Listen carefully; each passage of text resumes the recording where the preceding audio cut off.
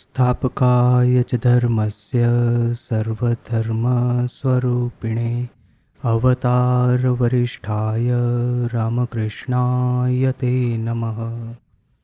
श्री माँ शारदा देवी का जीवन चरित्र अध्याय का नाम है भार समर्पण।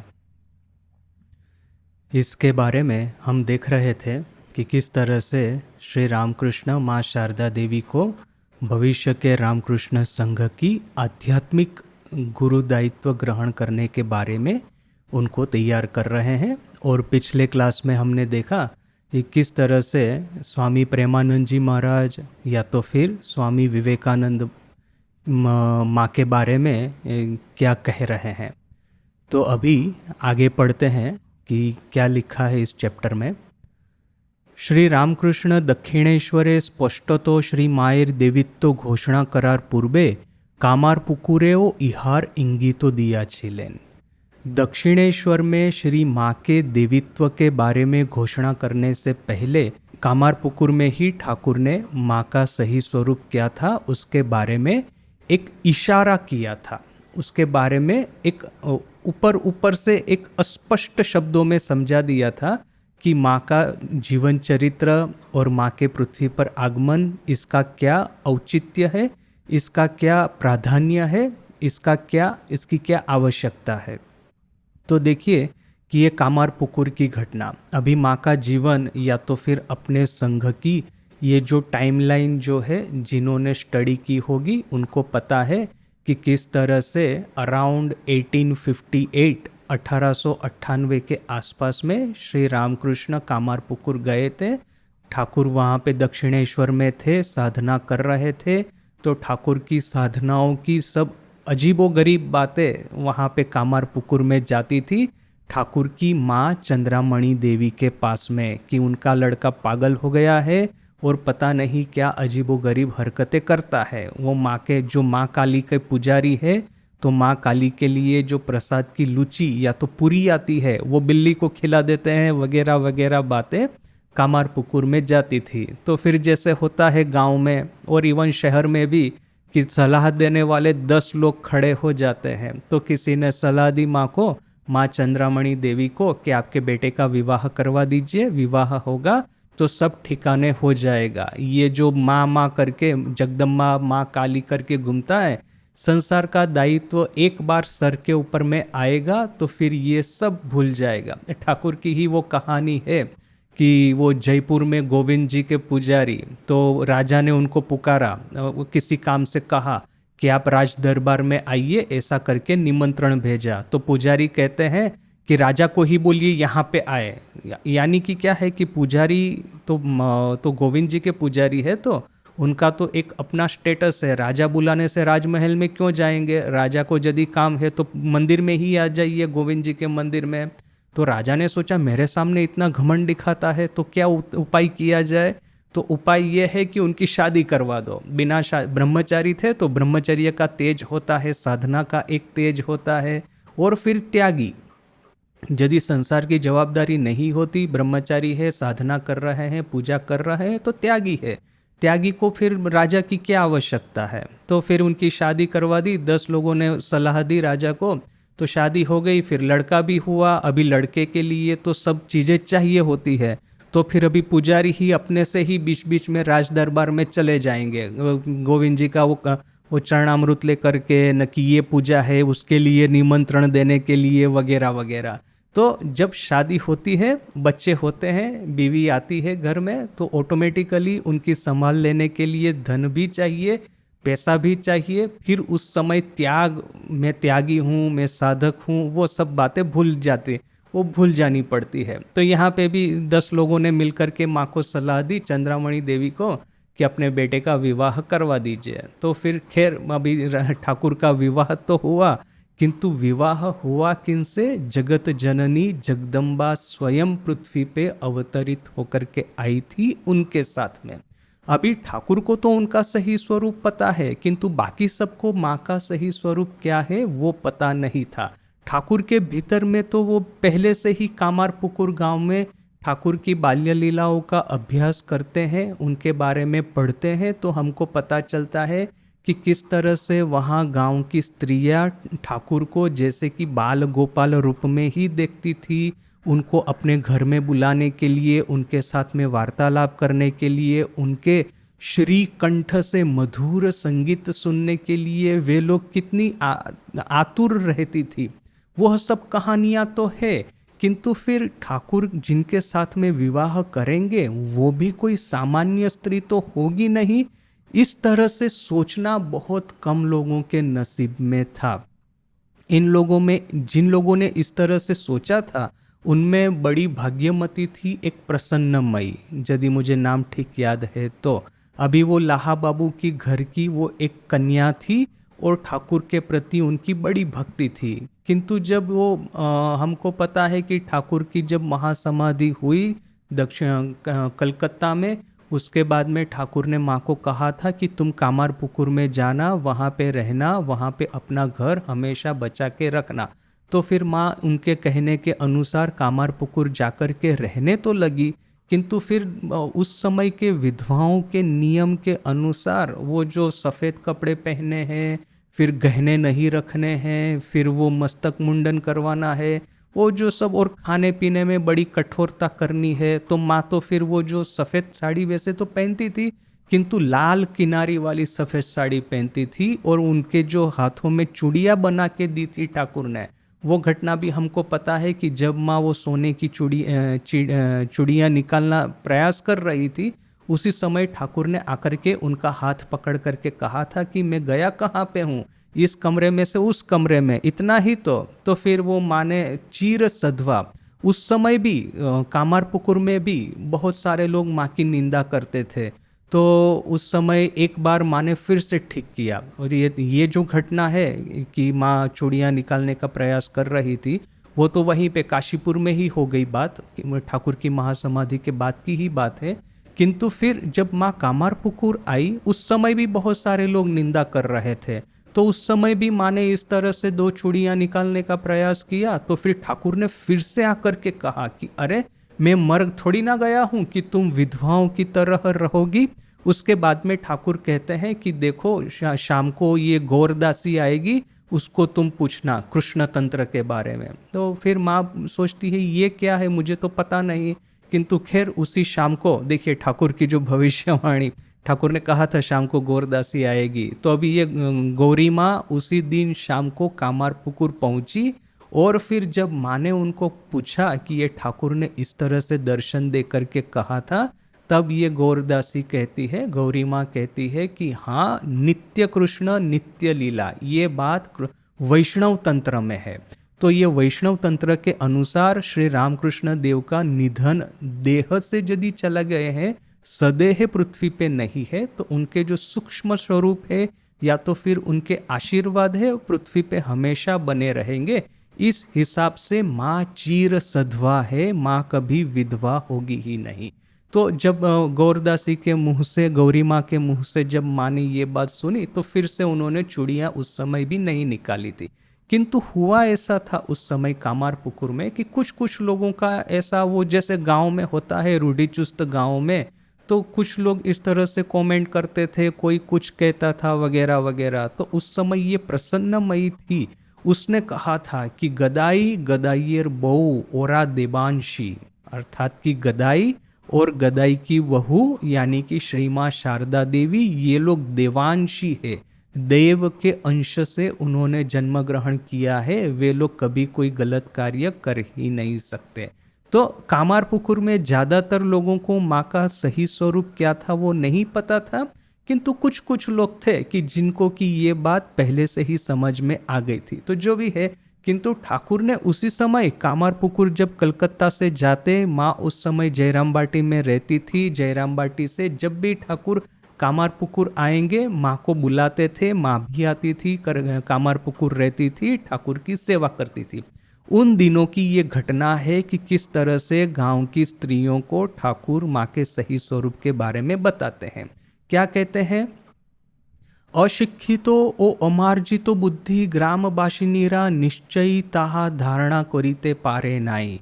पहले तो गंभीरानंद जी कहते हैं कि हाँ, पहले ठाकुर ने दक्षिणेश्वर में ही नहीं, कामारपुकुर में भी माँ का जो देवित्व है उसके बारे में इंगित दिया था, इशारों इशारों में कहा था, पहली के रूप में कहा था।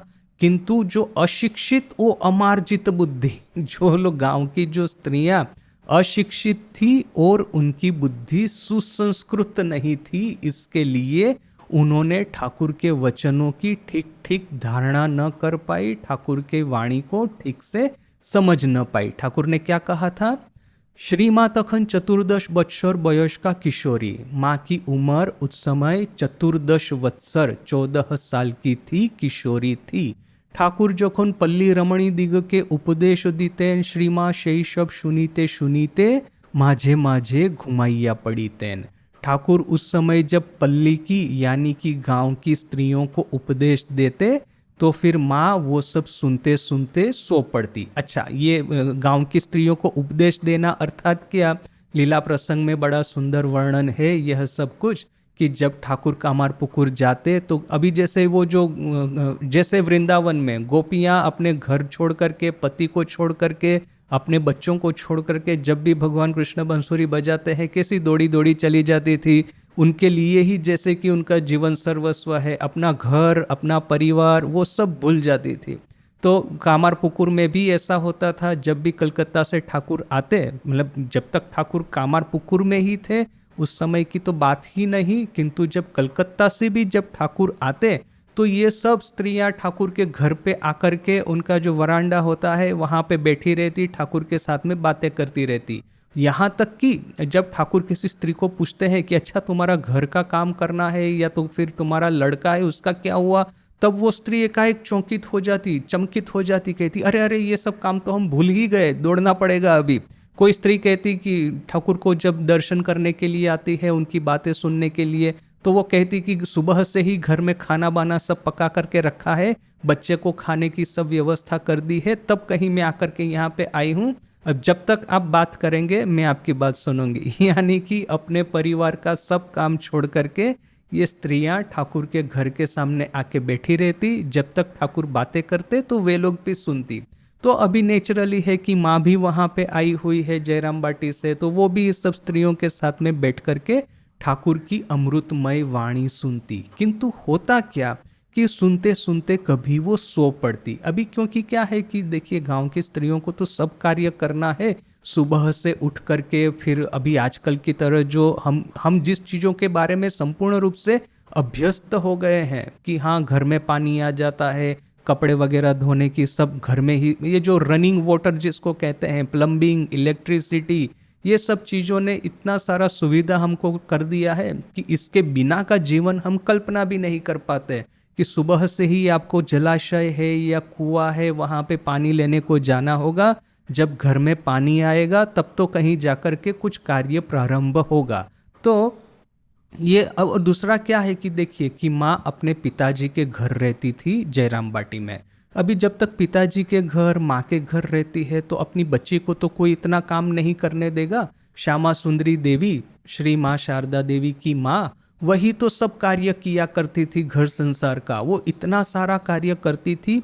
इसके बारे में विवरण भी हमने गंभीरानंद जी महाराज की किताब में पढ़ा है कि उस समय जब ये माँ के पिताजी रामचंद्र का निधन हो गया, उसके बाद में जो घर की दुरावस्था थी, फाइनेंशियल परिस्थिति जो थी, तो माँ की माँ श्यामा सुंदरी देवी कितने सारे 4, 10, 6, 7 जो चूल्हे एक साथ में जलते रहते थे उसमें वो भात वगैरह बनाती थी और फिर संसार का कितना सारा कार्य अपने हाथों से करती थी। गाय को खाना खिलाना, फिर वो जो उनका खेत है, खेत में जो मजदूर है, किसान जो उनके खेत में काम करते थे, खेत मजदूर, उनके लिए खाने की व्यवस्था करना, सब कुछ ये श्यामा सुंदरी देवी अकेले करती थी। तो माँ शारदा देवी जब जयराम बाटी में होगी तो नेचुरली है कि माँ को तो कोई इतना कार्य नहीं करने देगा। हालांकि माँ कार्य करती थी, हमको पता है कि खाना वगैरह माँ बनाती थी, और चूल्हा जो हांडी जिसमें ये भात पकाती थी, वो हांडी तो बड़ी हेवी रहेगी, तो माँ तो छोटी थी, वो तो बड़े नाजुक हाथ, तो उतने छोटे हाथों से किस तरह से भात की हांडी वो चूल्हे से उतारेगी। तो वो अपने पिताजी को कहती थी कि पिताजी हांडी को उतार दीजिए, तो फिर ये पिताजी आकर के हांडी को चूल्हे से उतार देते।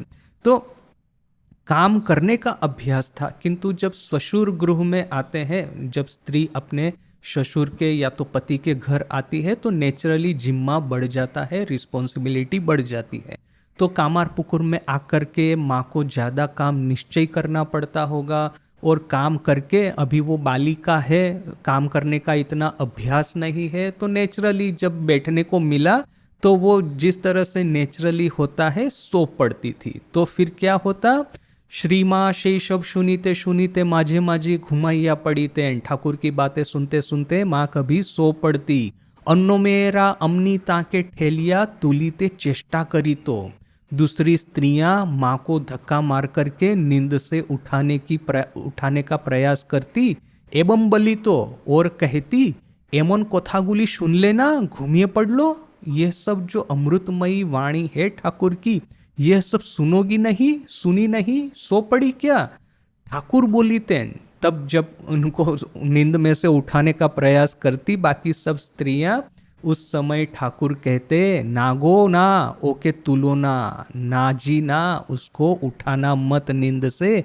ओकी साधे घुमुच्छे, वो क्या अपनी इच्छा से सो रही है क्या? এই সব কথা শুনলে ও এখানে থাকবে না, चोंचा दौड़ मारबे। यह सब बातें जब वो सुनेगी, ईश्वर की बातें, ईश्वर दर्शन की बातें, ईश्वर के स्वरूप की बातें, माँ जगदम्बा के बारे में, माँ काली के बारे में, तो वो यहाँ पे थोड़ी ना रहेगी, चोंचा दौड़ मारवे, सीधी दौड़ लगाएगी। कहाँ? वैकुंठ लोक में लक्ष्मी होकर के नारायण के पास में वो रहती थी। वो स्वरूप उनको याद आ जाएगा और फिर वो पृथ्वी पे रहेगी नहीं। कितनी सुंदर बात देखिए ठाकुर की जो बात करने की स्टाइल भी कितनी सुंदर है। यही सब कथा सुन ले वो एखाने थाकबे ना, चोंचा दौड़ मारवे। यह सब बातें सुन करके वो यहाँ पे रहेगी नहीं, सीधी दौड़ लगाएगी, सीधी वैकुंठ लोक में चली जाएगी। मेरा पोरे श्री माँ के इहा बोलिया छिलो। बाद में यही सब स्त्रियों ने माँ को ये बात बताई थी। माँ को तो पता नहीं है कि ठाकुर उनके बारे में ये बात कह रहे हैं कि जैसे ही ठाकुर की वाणी सुनेगी सीधी वैकुंठ लोक में चली जाएगी। वो तो सो रही थी, इसलिए बस सब स्त्रियों ने बाद में माँ को यह सब बताया था। देखिए अभी यहाँ पे एक बात याद रखनी है कि ये जो वैकुंठ में चली जाएगी वगैरह वगैरह, ये तो हमारा इंटरप्रिटेशन है। ठाकुर ने इस तरह से तो नहीं कहा। ठाकुर की वो जो क्रिप्टोग्राफिकल लैंग्वेज है कि मिनिमम वर्ड्स यूज करके वो बोलते हैं, फिर उसके ऊपर में इंटरप्रिटेशन हमको बिठाना है। अब जिसमें बुद्धि है वो ठीक ठीक इंटरप्रिटेशन बिठाएगा, जिसमें अकल नहीं है वो फिर गलत इंटरप्रिटेशन बिठाएगा। तो ठाकुर ने एक्चुअली क्या कहा है, ओ सब कथा सुन ले एखाने थाक में ना, चौंचा दौड़ मारवे। यह सब बातें सुन करके वो यहाँ पे रहेगी नहीं, सीधी दौड़ लगाएगी। अभी जिन लोगों में, जैसे कि हम लोग हैं, हमको पता है कि माँ कहाँ जाएगी तो वैकुंठ लोक में ही तो जाएगी, कैलाश पर्वत पे ही तो जाएगी, इसके अलावा तो और कहीं जाना नहीं है। अभी इन सब स्त्रियों में से जिनको समझ में आया वो आया, जिनको नहीं आया वो लोग सोचेगी कि शायद ठाकुर की यह सब बातें सुन करके माँ जयराम बाटी वापस चली जाएगी। क्योंकि देखिए कि ये तो एक बात है कि जब आप किसी के साथ में आपका विवाह हुआ है, तो जिसके साथ में विवाह हुआ है वो संसार करेगा, ये तो आपकी एक सामान्य अपेक्षा होती है। अदरवाइज आप संसार करेंगे ही क्यों? अभी जैसे जिन दोनों का विवाह हुआ है पति पत्नी का, उन दोनों में यदि आपस में अंडरस्टैंडिंग है भी सही, तो समाज एक ऐसा है, समाज में 10 मुंह से बोलने वाले 10 लोग ऐसे होते हैं कि वो फिर अपना स्पेक्युलेशन स्टार्ट कर देते हैं कि अच्छा इसको पुत्र क्यों नहीं हुआ, इसको अभी संतान क्यों नहीं हुआ, और फिर वे लोग आकर के 10 तरह की सलाह भी देते हैं। जिस तरह से चंद्रामणि देवी को सलाह देने वाले ऐसे मुरब्बी लोग थे जो अपने को बुद्धिशाली समझते हैं, ऐसे कि हाँ बच्चे की शादी कर दो सब ठिकाने आ जाएगा। तो ऐसे ही लोग फिर बाद में माँ को भी कहते थे कि संतान हुआ नहीं है, कैसे चलेगा वगैरह वगैरह। और फिर इस तरह की स्त्री जिसको संतान नहीं होता है, उसके बारे में फिर अपने समाज में इतना ही सब कठोर एक तरह का व्यवहार किया जाता है, उत्सव जो पूजा वगैरह जो होती है उसमें पार्टिसिपेशन नहीं कर सकती है वगैरह वगैरह। तो यह सब बातें एक्चुअली हुई थी और एक बार दक्षिणेश्वर की बात है, ठाकुर यह सब सुन पाए थे कि ये जो मछुआरीन वगैरह जो होती है ना, मछली पकड़ने जो मछली पकड़ने के लिए आती है उनकी स्त्रियां, तो ये सब बातें माँ को बता रही थी कि देखिए पुत्र संतान नहीं होता है तो पति को ये सब दवाई देने से, औषध देने से पुत्र हो सकता है वगैरह वगैरह। तो ठाकुर ने एक बार अपने कमरे में से ये सब बातें सुन ली थी। तो फिर ठाकुर बड़े चिंतित होकर के माँ के पास में जाते हैं। एक बार ये सब स्त्रियां चली गई तो ठाकुर चिंतित होकर के अपने कमरे में से बाहर निकल करके वहाँ पे नहबत में जाते हैं। हमको पता है कि दक्षिणेश्वर में यहाँ पे ठाकुर का कमरा था, पास में ही माँ का नहबत था। तो ठाकुर नहबत में जाकर के कहते हैं माँ को कि देखो मेरे पास में सब कुछ मौजूद है, ईश्वर ने मुझे सब कुछ दिया है, ऐसा मत सोचो कि मेरे में कोई शारीरिक कमी है, किंतु मैंने मेरा सब कुछ ईश्वर प्राप्ति के लिए, ईश्वर दर्शन के लिए लगा दिया है। तुम मेहरबानी करके यह सब औषध वगैरह मुझे मत देना। ऐसा करके ठाकुर माँ को कहते हैं। और कहने की भी जरूरत थी। देखिए ठाकुर का वही संतान हरीश जो ठाकुर के पास में आता था और ठाकुर के पास में त्याग वैराग्य की बातें सुन करके अपनी पत्नी के साथ में वो संसार नहीं करता था बोल करके उसकी पत्नी ने इसी तरह की कोई दवाई खाने में डाल करके उसको खिला दी। उसके बाद में उसी का मस्तिष्क विकृत हो गया, माथा खराब हो गया और जयराम बाटी जाकर के माँ शारदा देवी को परेशान करता था, माँ के पीछे में दौड़ रहा था। और माँ ने उसको फिर माँ तो 2-3 बार तो फिर वहाँ पे गोल गोल करके दौड़ी थोड़ी, किंतु फिर वो अभी ये पुरुष है उसके सामने आप कितना दौड़ेंगे। तो फिर आखिर में माँ का सही स्वरूप आन पड़ा।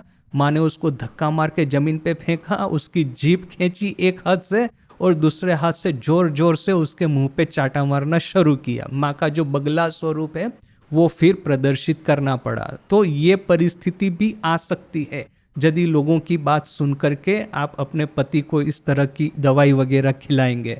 तो इसके लिए देखिए कि ये सब कुछ कि लोगों की नज़र में संसार क्या है, वो 10 बातें बोलने के लिए लोग आएंगे तो ठाकुर पहले से ही इशारों इशारों में समझा देते हैं कि माँ का सही स्वरूप क्या है। अभी जो लोग इस सही स्वरूप को समझे होंगे वे लोग धन्य है, जो नहीं समझे उन्होंने ये अपॉर्चुनिटी मिस कर दी। अभी जैसे जो समझे थे उनमें ये प्रसन्नमयी लाहा बाबू की ये कन्या।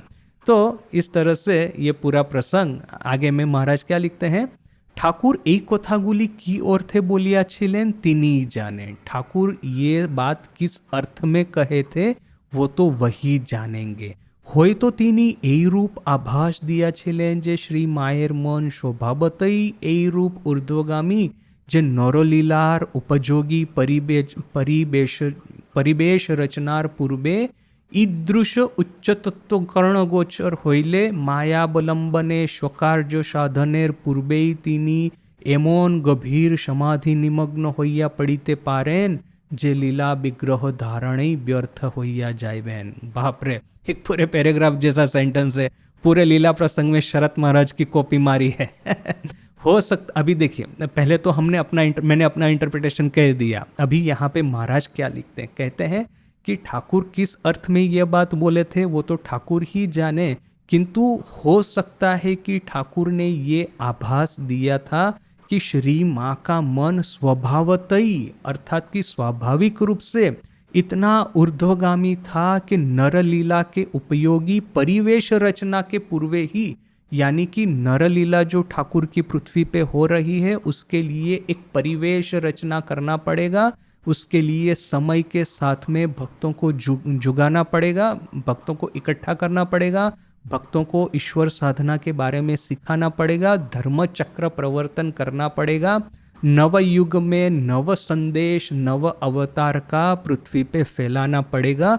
और उसके लिए जो परिवेश रचना करनी होती है, हो सकता है कि उससे पूर्वे ही, उससे पहले ही इस तरह की ईश्वर तत्व सब जब कानों में जब जाएगा तो माया अवलंबन के द्वारा स्वकार्य साधन के पहले ही माँ शारदा देवी इस तरह की गंभीर समाधि में निमग्न हो जाएगी कि लीला विग्रह धारण व्यर्थ हो जाएगा। देखिए सब बड़े बड़े शब्द, माया अवलंबने स्वकार्य साधन, माया को अवलंबन करके इन्होंने ये स्व कार्य साधन, स्व कार्य अपना अपना कार्य जो करने के लिए, साधन साधित करने के लिए पृथ्वी पे अवतरित हुए हैं, उसके पहले ही गंभीर समाधि में निमग्न हो जाएगा। और लीला विग्रह धारण, ये लीला विग्रह उन्होंने धारण किया है वो व्यर्थ हो जाएगा। नरदेह धारण करके पृथ्वी पे आए हैं, कार्य क्या है? पृथ्वी पे नवयुग में नव अवतार की नवलीला नव संदेश का प्रचार करना है। युगोपयोगी किस तरह से धर्म साधित किया जाए। ठाकुर कहते थे कली में अन्नगत प्राण सतयुग की तरह के इवन त्रेता या द्वापर की तरह आज का मनुष्य साधन भजन तपस्या नहीं कर पाएगा, तो हमारे लिए है नाम मात्र शरणम। ये केवल नाम मात्र शरणम ही हमारे लिए सबसे बड़ा धर्म है। तो जितना ही हम नाम जप करते जाएंगे और नाम जप के साथ में अवतार की लीला में जितना मग्न होते जाएंगे, उतना ही हमारा कर्मों का ये फल है, कर्मों के संस्कार है, वो कर्म का जो बोझा है वो लाघव होता जाएगा, हल्का होता जाएगा। तो ये कार्य करने से पहले ही यदि उच्च सब तत्वों के बारे में सुन लिया और माँ समाधि में यदि मग्न हो गई, गंभीर समाधि निमग्न, महाराज लिखते हैं गंभीर समाधि में निमग्न हो गई, तो ये लीला विग्रह धारण व्यर्थ हो जाएगा। देखिए कि माँ को माया स्वीकार करनी पड़ी थी, तब कहीं जाकर के माँ ने यह सब कार्य किया था। हमको पता है कि अपना जो 100 साल का हिस्ट्री है, इसको यदि हम पढ़ेंगे तो जब ठाकुर ने माँ की षोडशी पूजा की, उसके बाद में आनंद पर्व प्रारंभ होता है। अब ये आनंद पर्व में ठाकुर माँ की शक्ति की सहाय से कलकत्ता में घर घर जाकर के ईश्वर चिंतन, ईश्वर लीला और ईश्वर के उपासना का मैसेज फैलाते थे। वो आनंद पर्व में सब कुछ हो तो गया, किंतु उस समय देखिए कि माँ की जो माया थी, अर्थात किस माया को स्वीकार करके माँ देह धारण करके रहती थी, तो ठाकुर के प्रति उनकी श्रद्धा थी, ठाकुर की सेवा करनी थी। इस माया को स्वीकार करके आनंद पर्व में माँ शारदा देवी थी। उसके बाद में जब ठाकुर की महासमाधि हुई और जब ये तपस पर्व प्रारंभ हुआ, ये तपस पर्व में देखिए कि माँ ने कितनी ही बार यह सोचा होगा कि मैं विधवा का स्वांग रचूं, या तो विधवाओं की तरह रहूं, या तो फिर ये देह धारण न करूं। किंतु जितनी ही बार माँ के मन में यह सब बातें आती, उतनी ही बार ठाकुर उनको दर्शन देकर के कैसे न कैसे तरह के उनका जो विरह है, उस विरह व्यथा को तृप्त करते रहते थे। ये जब ठाकुर की महासमाधि के फौरन बाद जब माँ वहाँ पे वृंदावन में गई, शुरू में तो बड़े ही कष्ट में थी, किंतु फिर बाद में गंभीरानंद जी महाराज कहते हैं कि ठाकुर की नित्य दर्शन उनको मिलने लगा, ठाकुर के नित्य दर्शन उनको प्राप्त होने लगे। तो ये नित्य दर्शन की सहाय से माँ ने कैसे भी करके अपना जीवन टिका करके रखा था। इसके बाद में तपस पर्व के अंत में फिर विजय पर्व प्रारंभ होता है। विजय पर्व में स्वामी जी अमेरिका जाकर के वेदांत का जो मैसेज फैलाते हैं, तो उससे रामकृष्ण और रामकृष्ण संघ जैसे कि पूरे विश्व में प्रख्यात हो जाता है। उसके बाद में स्वामी जी भारत आते हैं, नवोदय पर्व कि भारत का संपूर्ण भारत का नव जागरण होता है। किंतु इस नवोदय पर्व के अंत में 1902 में जब स्वामी जी महासमाधि धारण करते हैं, तब माँ के लिए स्टेज तैयार हो जाता है। ठाकुर और स्वामी जी दोनों ने रामकृष्ण संघ की स्थापना करके अपने से वहां से चले गए हैं और पूरा स्टेज राज सिंहासन माँ के लिए खाली करके उन्होंने रेडी करके तैयार करके रखा है। किंतु ये राज सिंहासन पर बैठने से पहले माँ को तो एक माया स्वीकार करना होगा, अदरवाइज उनका जो ऊर्ध्वगामी मन है वो किस तरह से इस पृथ्वी पे रहेगा, किस तरह से भक्तों के प्रति उनका मन रहेगा, भक्तों को वो आशीर्वाद दे पाएगी, दीक्षा शिक्षा दे पाएगी। तो वो माया थी फिर आखिर में राधा रानी, राधो, जो कि माँ के भाई की पुत्री थी, और फिर उनको उनका उनका अवलंबन करके, राधु का अवलंबन करके माँ ने देह धारण करके रखा था।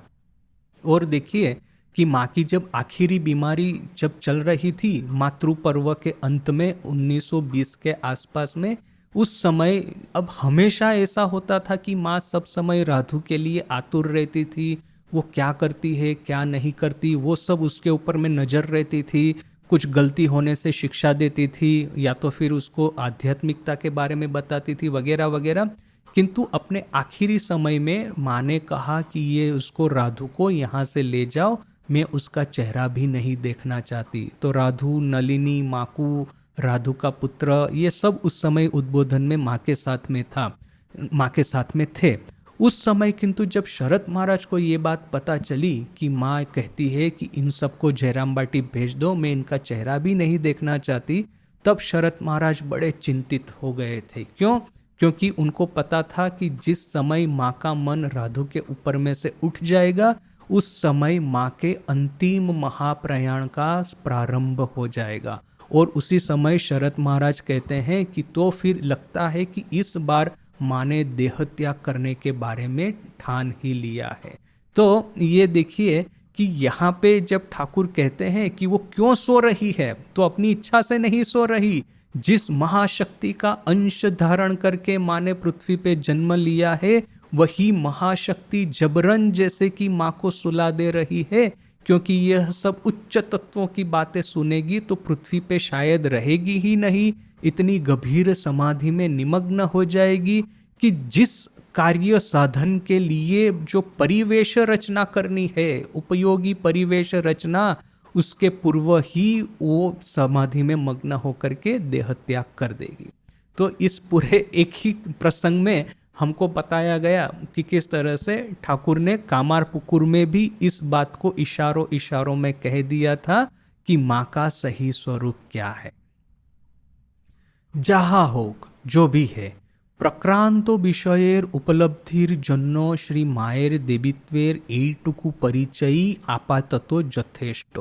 जिस बात के बारे में हम बात कर रहे हैं, जिस विषय के बारे में, उसकी उपलब्धि के लिए, उसको समझने के लिए माँ के देवीत्व का इतना परिचय फिलहाल इनफ है, যথেষ্ট है। अतः पर आमरा এই চরিত্র আলোচনায় যতই অগ্রসর হইব ততই দেখিতে পাইব যে বিবিধ ক্ষেত্রে বিচিত্র ভঙ্গিতে তাহার চরিত্রের বিকাশ হইয়া থাকিলেও ইহার অনন্য সাধারণ পরিপূর্তি একটা বিশেষ ক্ষেত্রে হইয়াছিল।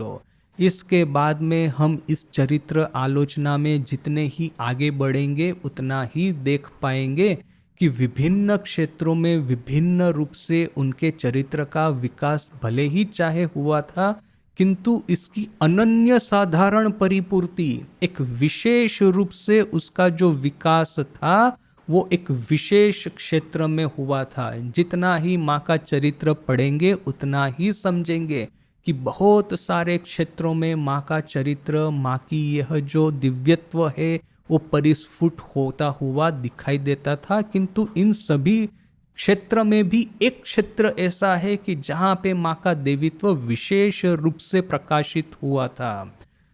भारत তিনি দেবী হইলেও তাহার লীলার এই অংশে জগৎদাসী তাহাকে পাইয়াছিলেন जननी रूपे।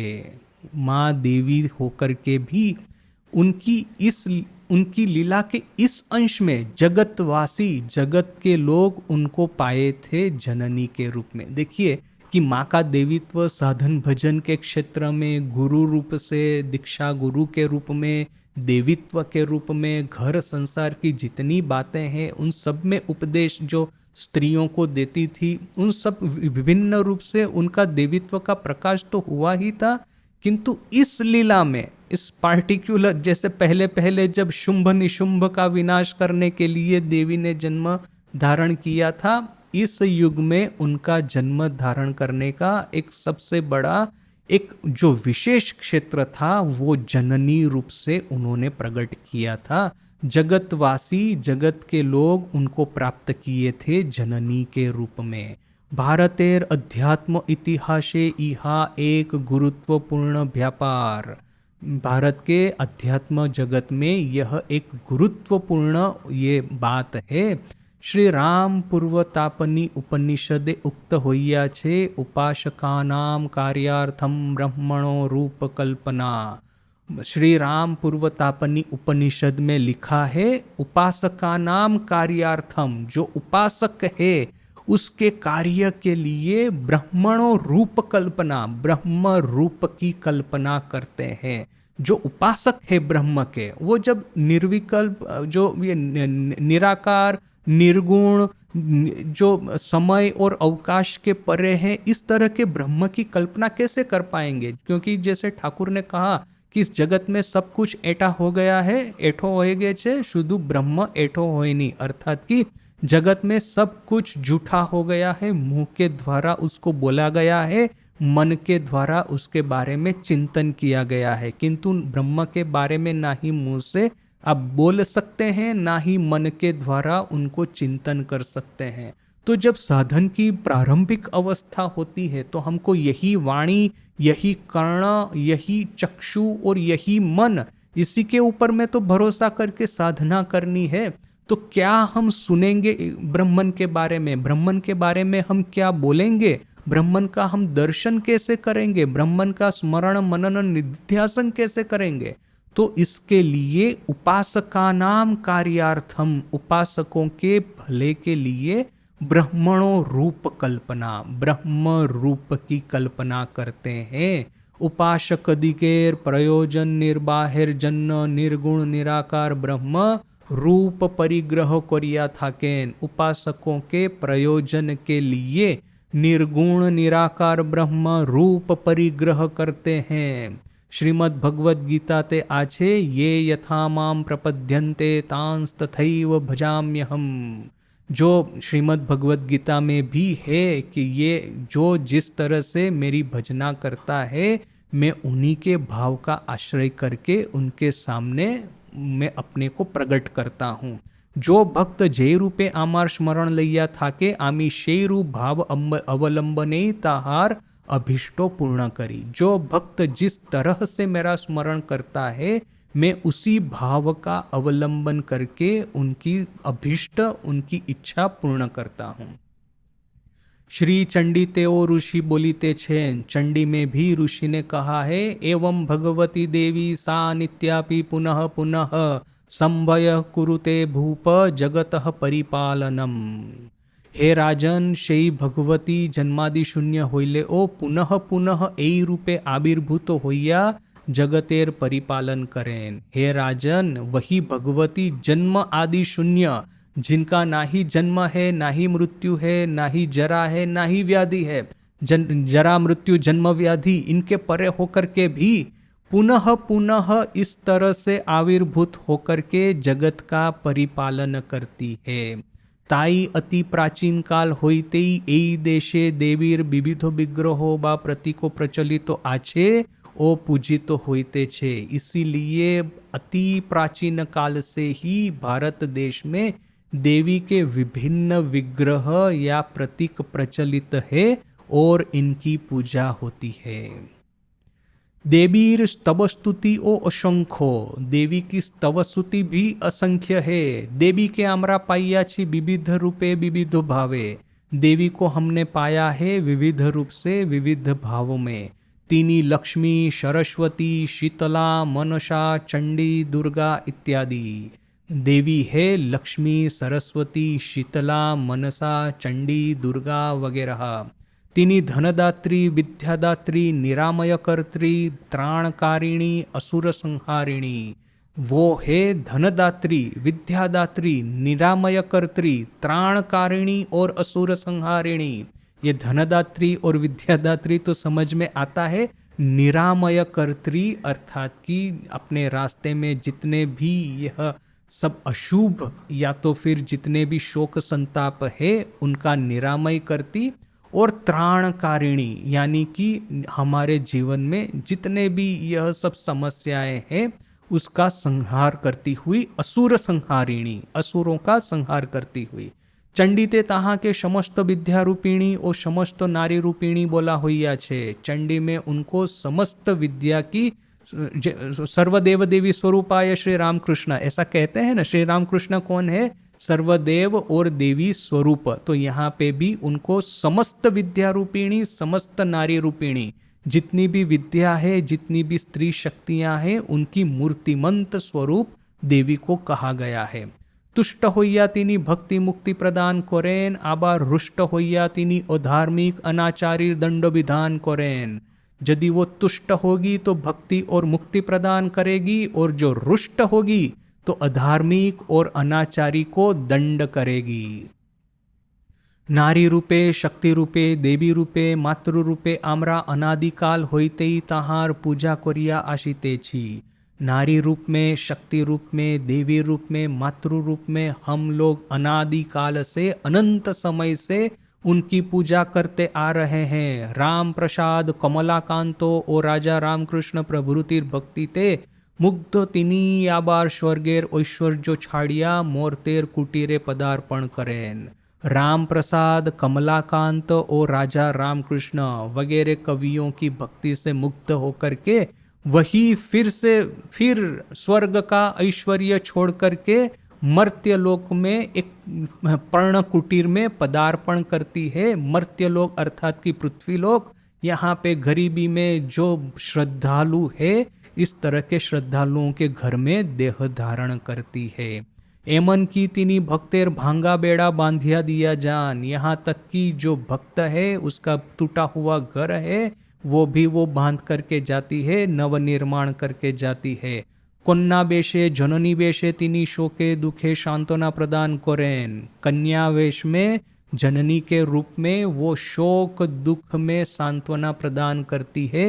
स्वर्गेर देवीर संगे बांगाली एमोनई कोरिया आत्मीयता पाताइया छे। स्वर्ग की देवी के साथ में बंगाली प्रजा ने ऐसा ही करके आत्मीयता का बंधन बांधा है। देखिए कि ये बंगाल में देवी पूजा जो है वो एक विशेष रूप से देवी का वहाँ पे एक प्रचलन है, जो कि मैंने और कहीं पे इतना नहीं देखा है। गुजरात में भी नहीं देखा और यहाँ पे साउथ इंडिया में भी इस तरह से नहीं है। हाँ, हर जगह पे देवी या शक्ति की आराधना तो होती है, किंतु बंगाल में जो तंत्र का प्राधान्य था, शक्ति पूजा का प्राधान्य था, उसकी वजह से देवी के साथ में बंगालियों का एक विशेष संबंध है। तो ये कोई आश्चर्य की बात नहीं है कि माँ बंगाल में जन्म धारण की थी। तो इसीलिए स्वर्ग की देवी के साथ में बंगालियों ने इसी तरह से आत्मीयता प्रस्तुत की है। किंतु देवी तबु देवी थाकिया गेलेन। किंतु आप देवी के साथ में कितनी ही आत्मीयता बनाइए न क्यों, किंतु देवी देवी ही रह गई। क्योंकि जितनी भी देवियों का वर्णन है, वो चाहे लक्ष्मी हो, सरस्वती हो, शीतला हो, मनसा हो, चंडी हो, दुर्गा हो, धनदात्री हो, विद्यादात्री हो, निरामय कर्त्री हो, त्राणकारिणी हो, असुर संहारिणी हो, वह सब देवी के रूप में ही प्रकट होकर के इन्होंने यह सब किया है। किंतु जो विशेष रूप से मनुष्य देह धारण करके जननी और संतान का संबंध है, वो इसके पहले शक्ति साधना के ग्रंथों में नहीं देखा गया था। राधा रूपिणी जब वो पृथ्वी पे अवतरित हुई थी तो मधुर भाव या महाभाव उन्होंने प्रदर्शित किया था, किंतु जो जननी भाव है, भले ही चाहे यशोदा में हो, किंतु उसका एक विशेष रूप से प्रकाश होना था, वो अभी तक नहीं हुआ था। इसलिए महाराज कहते हैं किंतु देवी तबु देवी थाकिया गेलेन। देवी किंतु देवी ही होकर के रह गई। मानुषेर मतो मानुषेर शरीरे तखनो विग्रह परिग्रह करिरेल ना। मनुष्य की तरह मनुष्य के शरीर में तभी तक उन्होंने विग्रह धारण नहीं किया था।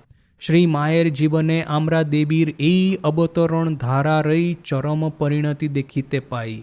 श्री माँ के जीवन में हम देवी की यह अवतरण धारा है, उसकी चरम परिणति यानी कि उसका सर्वोच्च एक्सप्रेशन, सर्वोच्च उसका जो मैनिफेस्टेशन है, वो हम देख सकते हैं। देवी एखाने साक्षात शचला रक्तमांशेर देहो विशिष्टा। देवी यहाँ पे साक्षात रूप से अवतरित हुई है, सचल है, अचल नहीं है, रक्त मांस देह विशिष्टा, पंच महाभूत का देह धारण करके अवतरित हुई है। श्री रामकृष्णेर पूजिता भवतारिणी ओ स्वीय गर्भधारिणी सहित अभिन्ना श्रीमा।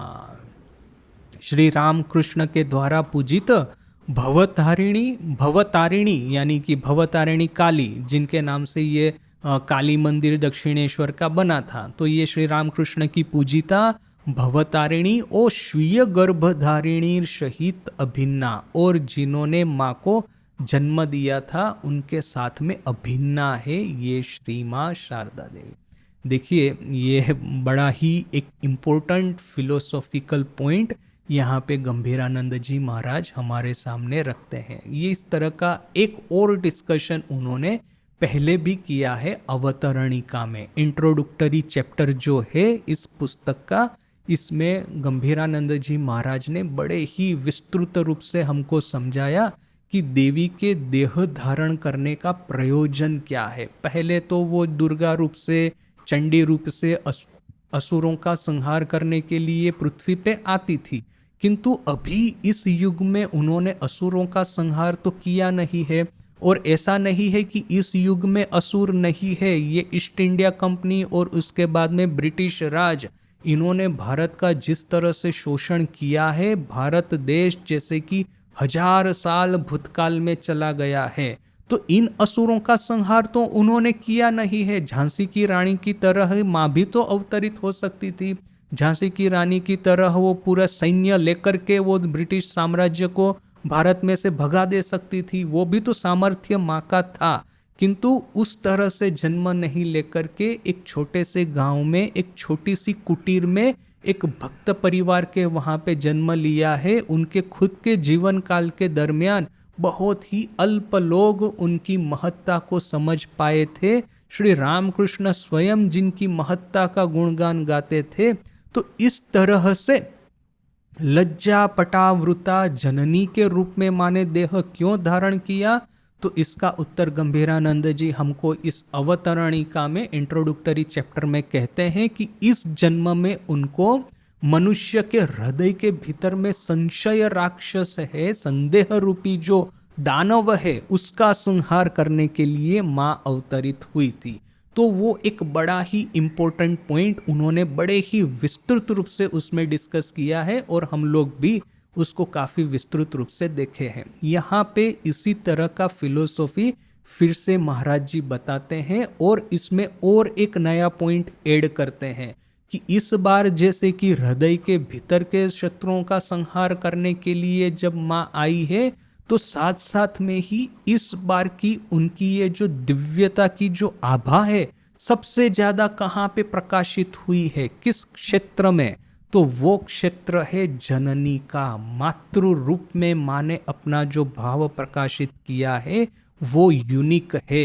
ये पूरे बंगाल की शक्ति साधना का इतिहास पे एक नजर डाल करके, विहंगावलोकन करके गंभीरानंद जी महाराज हमको ये बात बताते हैं। और ये महाराज जी का जो शास्त्र के ऊपर में उनका जो ज्ञान था वो अगाध था। हम सबको पता है कि उन्होंने ये जो उपनिषद है उनका अंग्रेजी में अनुवाद किया है शंकर भाष्य का, और वो जो गंभीरानंद जी महाराज का अंग्रेजी अनुवाद शंकर भाष्य का वो बनारस हिंदू यूनिवर्सिटी में एज ए सिलेबस उनकी पुस्तक को पढ़ाया जाता है, पाठ्य पुस्तक के रूप में उनको पढ़ाया जाता है। तो महाराज का जो शास्त्र के बारे में उनकी जो पकड़ थी, शास्त्र की जो जानकारी थी, नॉलेज था, वो तो अद्भुत था।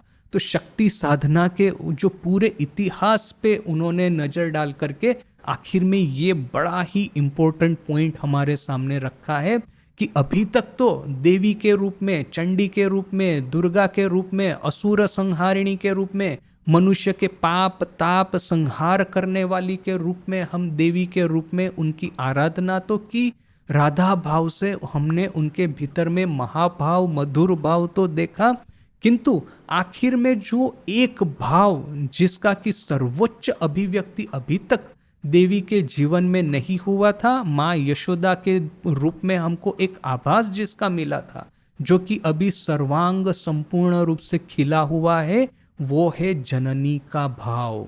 जननी रूपी माँ शारदा देवी हम संतानों पे किस तरह से दया करती है, किस तरह से हमको स्नेह प्रेम करती है, वो भाव अभी तक ये पूरे शक्ति साधना के इतिहास में देवी के अवतरण में प्रकटित नहीं हुआ था 100% रूप से। वो अभी इस जन्म में उसकी परिसमाप्ति हुई है। भवतारिणी और स्वीय गर्भधारिणी सहित अभिन्ना श्री माँ देवी यहाँ पे साक्षात है, सचल है, पंच महाभूत के देह से गठित है, श्री रामकृष्ण की पूजिता है और भवधारिणी के साथ में वो अभिन्न है। इस तरह की श्री माँ शारदा देवी उनके जीवन के अभी गंभीरानंद जी की जीवन को अभी तक का जो एनालिसिस किया जाए तो दो मुख्य पॉइंट हमको मिलते हैं। एक तो है माँ के जीवन का तात्पर्य कि हृदय के भीतर में संदेह राक्षस है, उसका संहार करना, और दूसरा कि जननी भाव क्या है, मातृभाव क्या है, वो हमको बताना। तो यहाँ पे ये पूरा महाराज जी का एनालिसिस। अभी और भी कुछ है जिसको कि अभी हम माँ के नेक्स्ट क्लास में देखेंगे। आज यहीं तक। ओम शांति शांति शांति। हरि ओम तत्सत। श्री राम कृष्णार्पणमस्तु। माँ फिर ठाकुर को कभी कभी बच्चे की तरह ट्रीट भी करती थी। वो ठाकुर का कंप्लेन करते थे कि उसके हाथ से खाना क्यों भेजा, तो फिर माँ कहती थी कि अभी जो आज ये बड़ा सुंदर उदाहरण है इसके बारे में। एक बार माँ जयराम बाटी जा रहे थे, ये सब भक्तगण माँ के साथ में, तो हुआ ऐसा कि रास्ते में लोग रुके हैं, और अभी क्या है कि आजकल की तरह वो रास्ते में धर्मशाला वगैरह तो नहीं था, तो एक छोटा सा एक उसको चोटी कहते हैं, यानी कि इस तरह से जो यात्रालु होते हैं उनको रहने के लिए एक धर्मशाला जैसा बनाया जाता है। वहाँ पे कोई रहता नहीं है, वहाँ पे आप ही को जा कर के वहाँ पे रुकना होगा। खाना बनाना है तो अपने साथ में ये सीधा सामान लेके आना है और वहीं पे खाना बनाना है। तो वहाँ पे ये लोग रुके और फिर माँ ने क्या किया कि माँ ने वहाँ पे भात रांधा। तो सब व्यवस्था ये लोग साथ में करके गए थे कि जयराम बाटी की लंबी यात्रा है कलकत्ता से, तो रास्ते में रुकना पड़ेगा, थोड़ा चावल वगैरह ले लेना है, बर्तन हांडी वगैरह ले लेना है जिसमें भात रंधेगा। तो ये सब बनाया है, वहाँ पे चूल्हा जलाया गया है, चूल्हे पे हांडी रखी है, हांडी में भात पका रहा है, माँ ने भात पकाया। अभी हुआ ऐसा कि चूल्हे पर से जैसे हांडी उतारने का समय आया वैसे ही हांडी टूट गई और पूरा भात जमीन पे बिखर गया। तो अभी तो सभी लोग बड़े ही किंग कर्तव्य विमूढ़ हो गए, क्या करे क्या न करे, भात तो सब जमीन पे गिर गया और अभी दूसरी बार भात बनाने के लिए शायद चावल भी नहीं होंगे, तो भूखा रहना पड़ेगा, लंबी यात्रा भूखा रह करके करनी पड़ेगी वगैरह वगैरह। तो अभी क्या करेंगे, तो सब लोग सोच रहे हैं। उसी समय उन्होंने देखा माँ ने क्या किया।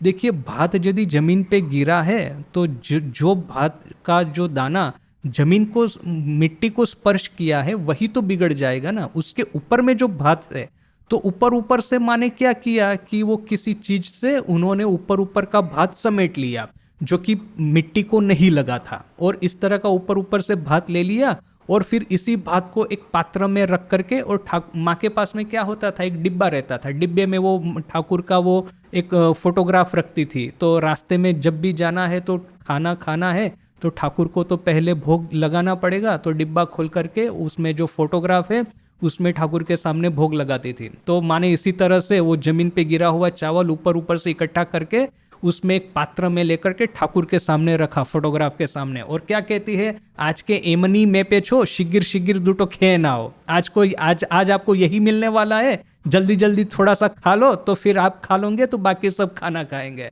तो फिर वो जिस महाराज ने ये बात लिखी है वो कहते हैं कि हम सब लोग हंसना शुरू कर दिए। माँ का मायर एक कांडो देखे, माँ का ये जो स्वभाव, ये जो उन्होंने किया उसको देख करके हम सब लोग हंसना लगे। कारण कि देखिए, छोटा बच्चा जब माँ के पास में आके जिद करता है तो माँ क्या कहती है कि आज ऐसा ही खाना बनेगा, आज फटाफट खा लो, ऐसा करके जो माँ बच्चे को जिस तरह से कहती है उसी तरह एग्जैक्टली जैसे कि माँ ठाकुर को कह रही है, आज के एमनी में पे छो, आज यही आपको मिलने वाला है, शिगिर शिगिर दूटो खे ना, जल्दी जल्दी थोड़ा सा खा लो। इस तरह से बहुत सारे उदाहरण हैं। जयराम बाटी में एक भक्त गया है, देखा कि माँ अभी ठाकुर को भोग वहाँ पे क्या था कि वहाँ पे ठाकुर को भोग एक थाली में रख करके एक आसन बिछाया गया है, वो ठाकुर का चित्र यहाँ पे है, पट चित्र। तो फोटोग्राफ के सामने माँ कहती है चलो कि खाना खाने के लिए चलते हैं। तो ये भक्त लिखता है कि ये बाल गोपाल, ये ठाकुर वगैरह सब जैसे कि माँ के पीछे पीछे में चल रहे हैं और माँ जैसे उनको ये रसोई घर में जाकर के खाना खिलाने वाली है। ये हमको ऐसा एक्चुअली प्रतीत हुआ।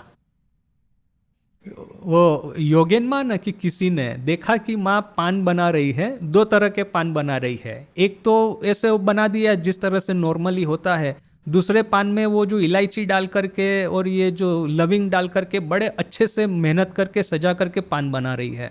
तो उन्होंने पूछा माँ ये दो तरह के पान है, तो ये वाला अच्छे से बनाया हुआ पान किसके लिए, वो जो साधारण पान है वो किसके लिए। तो अभी उन्होंने ऐसा शायद सोचा होगा जो अच्छे से बनाया वो ठाकुर के लिए है। तो माँ ने उल्टा उत्तर दिया, कहा कि ये जो साधारण पान है वो ठाकुर के लिए है। क्यों? क्योंकि वो तो अपने ही है, उनके लिए ज्यादा चिंता करने की जरूरत नहीं है। किंतु ये भक्त लोगों को हमको प्रेम करके अपना बना लेना है, इसलिए ये विशेष रूप से पान बनाया, वो भक्तों के लिए है।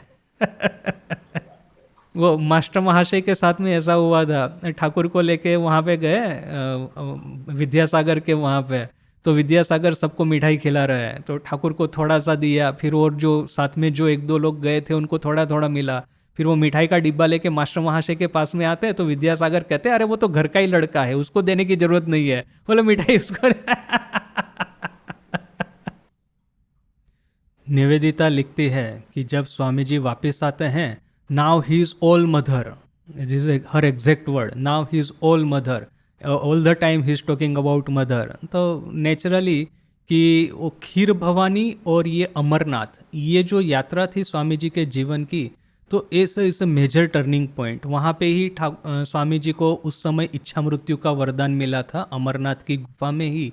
और उस समय उससे पहले वाले जो स्वामी जी, उनके मन में ये जो प्रचंड एक था कि हाँ जगत को तोलपाड़ कर देना है, विद्या बुद्धि और प्रवचन के माध्यम से वेदांत को फैलाना है, वो स्वभाव परिवर्तन स्वामी जी का अमरनाथ यात्रा से ही प्रारंभ हुआ। वही अमरनाथ, वो काश्मीर यात्रा जो है उनके जीवन का बहुत बड़ा टर्निंग पॉइंट है। उसके बाद में धीरे धीरे करके स्वामी जी के भीतर में वो स्पिरिचुअल मैच्योरिटी है जिसको वो छुपा करके रखते थे। जैसे आपने कहा कि वो भीतर का बाहर आ जाता है कभी कभी, अब छुपा करके भी छुपा नहीं पाते। जब वो स्वामी जी उस समय बेलूर मठ वापिस आए तो किसी के साथ बात नहीं करते थे। तो ये राजा महाराज वगैरह बड़े टेंशन में आ गए थे कि सही स्वरूप समझ में आ गया तो चले जाएंगे। तो फिर शरद चंद्र चक्रवर्ती आता है, तो वो स्वामी शिष्य संवाद वाला, तो राजा महाराज उसको कहते हैं जाओ स्वामी जी के साथ में थोड़ा सा बातें करो, देखो एकदम मौन होकर के बैठे हैं, हम लोगों का तो साहस ही नहीं होता उनके पास जाने का। तो ये वहाँ पे गया स्वामी जी के पास में, और फिर उसको देख करके फिर स्वामी जी उन्होंने थोड़ा बहुत बातें करना शुरू किया। तब वो ये सीक्रेट बताते हैं पहली बार कि मुझे वहाँ पे इच्छा मृत्यु का वरदान मिला है अमरनाथ गुफा में। So that was a big turning point in his life. इसका जो सबसे बड़ा उदाहरण है, आखिरी समय में एकदम बालिका स्वभाव हो गया था बीमारी की वजह से। और मतलब ये जो जैसा आपने कहा ना कि बिल्कुल ठीक, कि जब बीमारी आती है, आखिरी समय आता है, तो वो सब जो मास्क पहना होता है ना जगत के लिए, वो सब चला जाता है। माँ वो कहती है, वो भारती प्राणा माता जी भविष्य की, उस समय की सरला देवी, तो उनकी सेविका थी। तो उस समय माँ कहती है तुम्हादेर शुद्ध यही एक, यही खाओ, यही मतलब वो जो इस तरह का खाना, वो डाइट जो उनको अच्छा नहीं लगता था। और ये बगले काठी दाओ, यानी बगल में वो थर्मोमीटर लगाओ, टेम्परेचर, माँ को सतत बुखार रहता था, तो यही खाओ, यही बगले काठी दाओ, हम ये सब करवो ना, मैं ये सब करूँगी नहीं।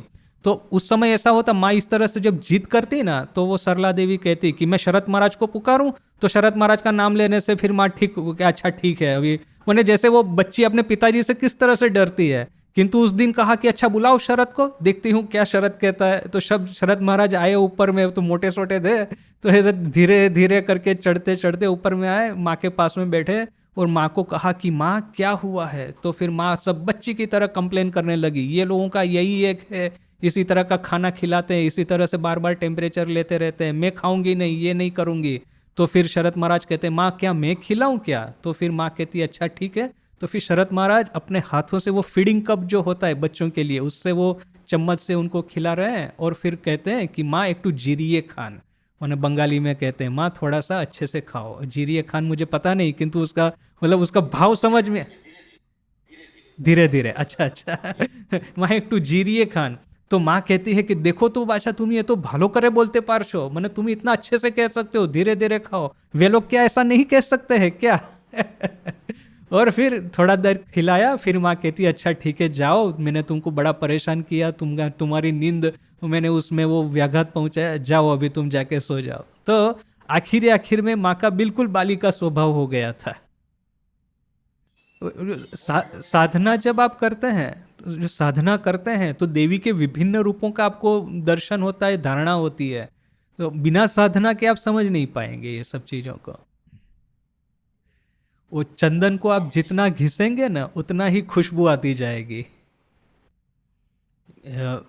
इसमें जो होता है वैधि भक्ति और रागात्मिका भक्ति। अभी रागात्मिका भक्ति या तो फिर भाव, इसका प्राधान्य अवश्य ज़्यादा है, उसमें कोई प्रश्न ही नहीं है। किंतु एक बात याद रखनी है कि वैधि भक्ति की अपनी एक आवश्यकता है। क्यों? क्योंकि सभी लोग तो रागात्मिका भक्ति या तो भाव के माध्यम से ईश्वर को प्राप्त नहीं कर पाएंगे, या तो फिर एक लंबा जर्नी है, उनको मैच्योरिटी होनी पड़ेगी स्पिरिचुअल। तो जब तक वो नहीं होता है तब तक ये वैधि भक्ति आवश्यक है। इसका सबसे बड़ा उदाहरण है अपनी गोपाल की माँ अघोरमणि देवी। तो विधवा थी, बड़ी ही निष्ठापूर्वक जप किया करती थी। जप करने में कभी कोई भी प्रकार का वो ये नहीं करती थी कि आलस आ गई या ये वो, कुछ नहीं, समय के अनुसार जप करना ही करना है। तो जप करते करते आखिर जब की मैच्योरिटी जब हुई तब उनको बाल गोपाल का दर्शन होने लगा। और फिर वो हमको वो फेमस सब घटनाएं कि वो दौड़ी दौड़ी दक्षिणेश्वर जाती है और ठाकुर को कहती है कि देखिए गोपाल को मैं अपनी गोद में लेके आई हूँ, मुझे उसके छोटे छोटे पैर दिख रहे हैं मेरी वो इसके ऊपर में वो झूलते हुए। तो ये सब वो हुआ। आखिर में फिर ठाकुर ने क्या कहा कि देखो अभी तुमको ये सब जप करने की जरूरत नहीं है, जिनका जप करती थी वो तो अभी तुम सदैह तुम्हारे सामने है, तो फिर जप छोड़ दो। तो उस समय गोपाल की माँ ने क्या किया कि जप की माला गंगा में डाल दी। कि मतलब देखिए कि जो निष्ठा पूर्वक जप करते करते आखिर में गोपाल का दर्शन हुआ, तो वैधि भक्ति की वहीं परिसमाप्ति हुई, माला विसर्जन कर दी। ये दिस इज सिंबॉलिक एक्ट। हालांकि फिर ठाकुर की महासमाधि के बाद में उन्होंने सोचा कि फिर मैं सब कुछ तो कर रही हूँ जीते जीते, यानी खाना भी पकाना है, रहना भी है, कपड़े भी धोने हैं, सब कुछ करने, तो फिर जब भी क्यों ना करूँ। तो फिर ठाकुर ने कहा कि अच्छा मेरे कल्याण के लिए या तो फिर मुझे समर्पित करके तुम जप करो। तो फिर उन्होंने दूसरी माला ली और फिर जप कर रही है, किंतु अभी जब सब कुछ समर्पित है ठाकुर को। तो ये वैधि भक्ति परिणत होती है रागात्मिका भक्ति में। तो वैधि भक्ति आप निष्ठापूर्वक करेंगे तो उसका परिणाम निश्चय आएगा। किंतु जैसे आपने कहा कि वो सिद्धि विनायक, अभी ठाकुर का ही उदाहरण है, कुछ कुछ वैष्णव लोग वो जो झोली में माला, ऐसा माला घुमाते घुमाते वो मछली बाजार में जाते हैं और फिर माला करते करते मुंह से बोलना नहीं है, नियम ऐसा है, तो उंगली से इशारा करके कहते हैं वो मछली दे दो, वो मछली दे दो। ठाकुर कहते हैं कोलिकाताय लोकेरा लखो लखो जॉब कर खान की पर्यंत जॉब करे नीचे। कलकत्ता में लोग लाखों लाखों जप करते हैं, ये वैश्य भी जप कर लेती है किंतु फल कुछ नहीं मिलता। तो या घोरमणि देवी भी रो रही है, रोते रोते पूछ रही है, स्वामी जी भी रोते रोते उत्तर देते हैं हाँ माँ आपको जो दर्शन होते हैं वो सब सही है। वो दोनों रो रहे हैं। माने इससे ये जो आपका जो ट्रेडिशन एंड मॉडर्निटी, ये जो मिलन, ये जो बहुत बार हमने देखा ना, मथुर बाबू और ठाकुर, मथुर बाबू ठाकुर और स्वामी जी, तो वैसे ही ये स्वामी जी और ये अघोरमणि देवी, माँ और Nivedita, these are the meeting points. इस संगम में ये है कि किंतु अपने ऑर्डर में है ज्ञान मिश्रा भक्ति, जो भाव कब जीतता है जबकि वो त्याग के द्वारा आवृत होता है। इसीलिए जो शंकराचार्य का प्राधान्य अपने ऑर्डर में क्यों है, बहुत सारे लोग कहते हैं अरे शंकराचार्य क्यों, हम तो मतलब भक्ति भी तो है, ठाकुर ने स्वयं ऐसा नहीं कहा कभी कि अद्वैत इज बेटर देन द्वैत। किंतु फिर भी स्वामी जी का ये इंट्रोडक्शन है शंकराचार्य, क्यों? क्योंकि अद्वैत वेदांत संपूर्ण रूप से त्याग के ऊपर में बना है, जबकि ये भाव भक्ति शास्त्र जितने भी है वहाँ पे शरणागति का महात्म्य सर्वोच्च है। तो शरणागति तभी आपकी फलीभूत होगी, फ्रूटफुल होगी, जबकि इट इज बटरेस्ड बाय त्याग। अदरवाइज सिर्फ भाव होगा तो it will be very dangerous, माने इवेंचुअली उसमें जो पतन होता है वो बड़ा डेंजरस होता है। तो स्वामी जी रो पाए थे क्यों? क्योंकि वो त्याग की भावना इतनी प्रचंड थी कि वो सीधी हृदय को, उनका हृदय फिर एकदम ओपन हो गया था। त्याग यदि नहीं होता तो हृदय फिर ये ग्रहण करने के लिए तैयार भी तो नहीं होता। यस यस यस, ये वैदिक भक्ति देखिए, वैदिक भक्ति इतनी उन्होंने एकदम ठीक ठीक की थी। विधवाओं के जितने भी नियम थे, जप के जितने भी नियम थे, इतने ठीक ठीक पालन किए थे कि त्याग के फाउंडेशन पे उन्होंने भक्ति बनाई थी। अभी देखिए कि ये दोनों जो त्याग तक पहुंचे ना, स्वामी जी बुद्धिमत्ता से त्याग तक पहुंचे हैं, अघोरमणि देवी अपने हृदय की श्रद्धा से त्याग तक पहुंची है। तो वो भी एक देखने वाली बात है कि कितने अब डिफरेंट पाथ है त्याग को स्वीकारने के लिए, which is also very interesting.